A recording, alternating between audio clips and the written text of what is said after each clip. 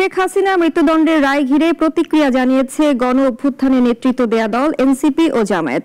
NCP বলছে শুধু রায় ঘোষণা করলে হবে না, হাসিনাকে ফেরত এনে তার শাস্তি নিশ্চিত করতে হবে।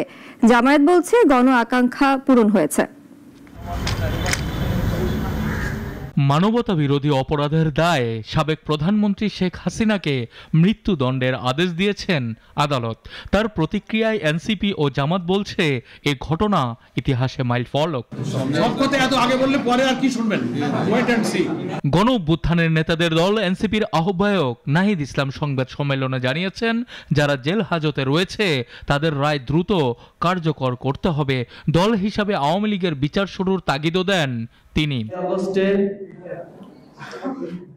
এনসিপির সদস্য সচিব আক্তার হোসেন বলেছেন, শুধু মৃত্যুদণ্ড কার্যকর করার মধ্য দিয়ে শেখ হাসিনার গণহত্যা ও মানবতা বিরোধী অপরাধের ন্যায় বিচার করা সম্ভব হবে।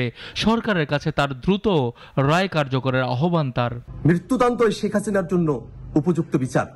কেবলমাত্র এই মৃত্যুদণ্ডের রায় কার্যকর করার মধ্য দিয়ে শেখ হাসিনার গণহত্যা এবং মানবতা বিরোধী অপরাধের ন্যায় বিচার করা সম্ভব হবে।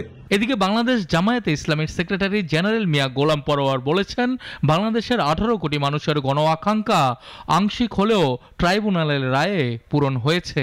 ঘৃণ্য মানবতা বিরোধী অপরাধীদের বিচার এই অন্তর্বর্তীকালীন সরকারের দায়িত্ব পালনকালে দৃশ্যমান করতে হবে জাতীয় নির্বাচনের পূর্বে। এটা ছিল আমাদের অন্যতম দাবি। আংশিক হলেও আজকে ট্রাইব্যুনালের রায়ের মধ্য দিয়ে সেই জাতির আশাটা কিছুটা পূর্ণ হয়েছে। রায়ের প্রতিক্রিয়া জানানোর পর রাজধানীতে গণমিছিলে অংশ নেয় এনসিপির নেতারা। সানিয়া আহমেদ, নাগরিক, ঢাকা।